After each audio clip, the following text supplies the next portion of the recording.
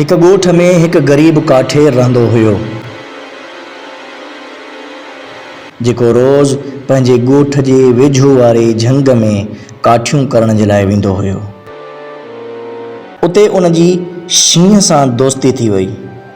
काठेर जॾहिं बि झंग में काठियूं कटण वेंदो हुयो त शींहं बि उन वटि अची वेहंदो हुयो ऐं ॿई कचहरी कंदा हुआ। काठेर शींहं खां डिॼंदो कोन हुयो, छो त काठेर खे यकीन हुयो त शींहं मुंहिंजो दोस्त आहे, मूंखे को बि नुक़सानु न पहुचाईंदो। हिकु ॾींहुं हिकु अजनबी काठेर खे शींहं जे भरिसां वेठल ॾिठो। उहो ॾाढो हैरान थियो।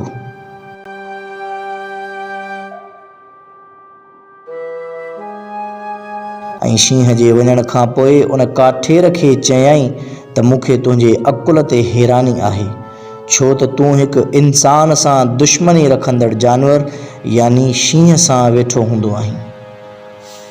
जेकॾहिं उहो तोखे को नुक़सानु पहुचाए त पोइ?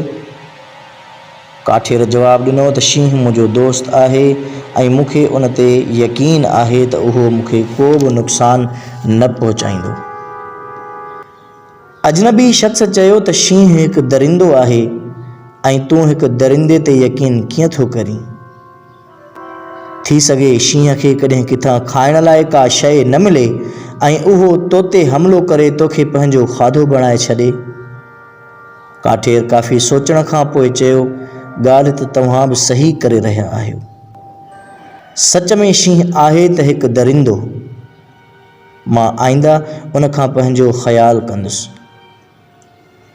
इत्तफ़ाक़ सां अजनबी शख़्स ऐं काठेर जी कचहरी शींहं बि ॿुधी वरिती।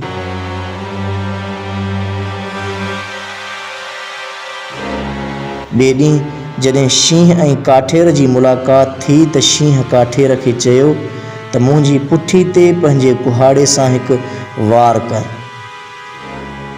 काठेर हैरानी मां पुछियो त तूं चरियो त नाहीं थी वियो? भला मां तो ते कुहाड़े सां वार छो कंदुसि? पर शींहं मुसलसल ज़िद कंदो रहियो।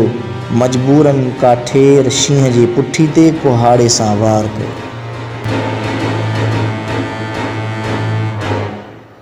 शींहं खे काफ़ी गहरो ज़ख़्म थियो, पर उहो ख़ामोशी सां उतां हलियो वियो। हिन वाक़े खां पोइ शींहं रोज़ वांगुरु काठेर सां मुलाक़ात कंदो रहियो ऐं उन जो ज़ख़्म बि आहिस्ता आहिस्ता ठीकु थींदो वियो। जॾहिं ज़ख़्म बिल्कुलु छुटी वियो ऐं ज़ख़्म जो निशान बि रही वियो त शींहं काठेर खे चयो त ॾिस, तो जेको कुहाड़े सां मूंखे ज़ख़्म ॾिनो हुयो उहो बिल्कुलु छुटी वियो आहे ऐं उन जो निशान बि रही वियो आहे। पर उन ॾींहुं उन अजनबी शख़्स सां कचहरी कंदे मूंखे दरिंदो चई मुंहिंजे दोस्ती ते शक करे ऐं मूंखे पंहिंजी ज़बान सां जेको तो ज़ख़्म ॾिनो हो उहो ज़ख़्म अॼु बि ताज़ो आहे। उहो ॿुधी काठेर ॾाढो शर्मिंदा थियो ऐं शींहं खां माफ़ी वठंदे वाइदो कयईं त अॼु खां पोइ उहो अहिड़ी का बि ॻाल्हि न कंदो जंहिंसां कंहिंजी दिलि आज़ारी थिए।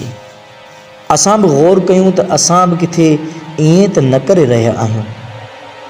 असां बि कंहिंजी दिलि त आज़ारी न करे रहिया आहियूं। अफ़सोस जो अॼु असांजे मुआशिरे में अहिड़ा केतिरा ई वाक़िया थी रहिया आहिनि। औलाद पंहिंजे पीउ माउ जी दिलि ॾुखाए रहियो आहे। अफ़सोस जो असां इंसाननि जो जेको हिन दुनिया में अचण जो मक़सदु हुयो उहो मक़सदु ई असां विसारे वेठा आहियूं।